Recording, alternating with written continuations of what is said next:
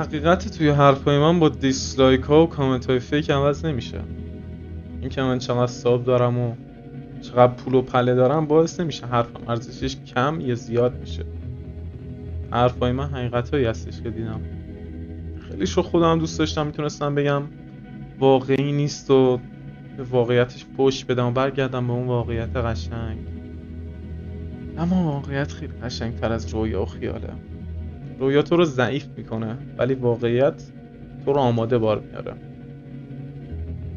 آدمایی که نمیخوان گوش کنن و فوش میدن میترسن که تمام چیزایی که میدونن یه دروغ باشه و ته دلشون میدونن که هست. اما تغییر سبک زندگیشون سخت‌تر از ادامه دادن به زندگی کسلوار و کثافتشونه. اون با رویا بزرگ شدن بالاخره و خب غیر ممکنه با واقعیت روبرو بشم. ولی بذارین بهتون بگم که شجاع باشین. بالاخره همه چیز از یه جایی شروع میشه. ماهی هر وقت از آب بگیری تازه است تا زمانی که رودجاری ماهی تو بگیر. میدونیم مردم نسبت به انتقاد شدن مقاومت دارن. فکر میکنن هر کاری که میکنن درسته و اگر کسی مخالفت کنه و چیز دیگه ای بگه ناراحت میشن. تهشم به اون فرد هر چی انگ میتونن میزنن با اینکه میدونن طرف داشته راستشو میگفته. اکثرا از آدمای رک میترسیم کلا. برای همینم درو میشیم و به بقیه هم یاد میدیم که همینطور بشن. کسی هم زیادی رک باشه درسی بهش میدیم که یاد بگیره هیچ وقت دوباره با کسی رک و پوست کنده حرف نزنه.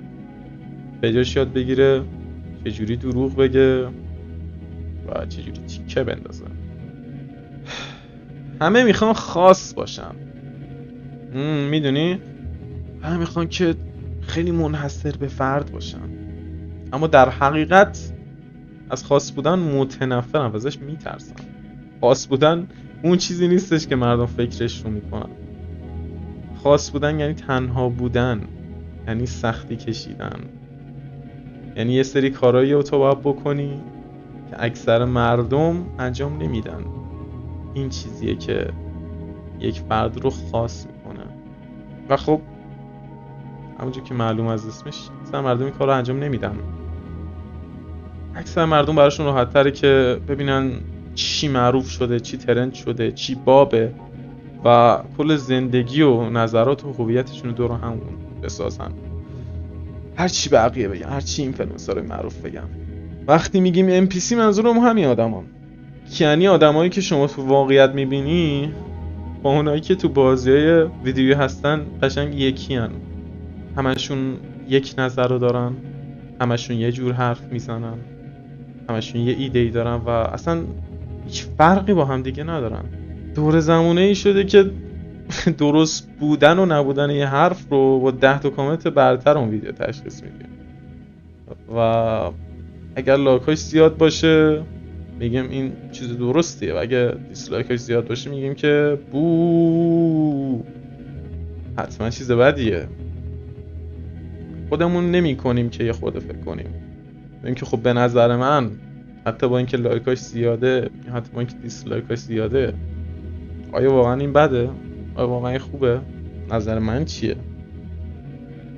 فکر میکنیم که همه دانش هستی تو اینترنت وجود داره و با یه سرچ ساده میتونی به عمق همه چیز پی ببری، در صورتی که اینترنت واقعا چی توش نیست. خیلی چیزا رو از تو اینترنت نمیتونی به هیچ عنوان یاد بگیری. این توهم پیشرفته که مردممون رو کور کرده. نمیتونن ببینن که ما هنوز خیلی راه داریم تا واقعا بشیم یک موجود خالص و بی مشکل. آره شاید الان گوشی داریم، کامپیوتر داریم، اینترنت داریم و کلی تکنولوژی خفنی که همین 100 سال پیش نداشتیم، ولی هنوزم خودمون به عنوان آدما، به عنوان انسان‌ها خیلی راه داریم. هنوز کلی مشکل هستش که باید با حرفمون حل کنیم و کلی سنگ هستش که باید با دستامون جابجا کنیم و ازش آینده‌مون رو بسازیم. ولی میدونی تهش هم فقط یه چیزی مهمه. تا میتونی خوش باش و خوشی کن و بقیه رو هم خوشحال کن. پس خوشحال باش، بخند و بقیه هم باید بخندن.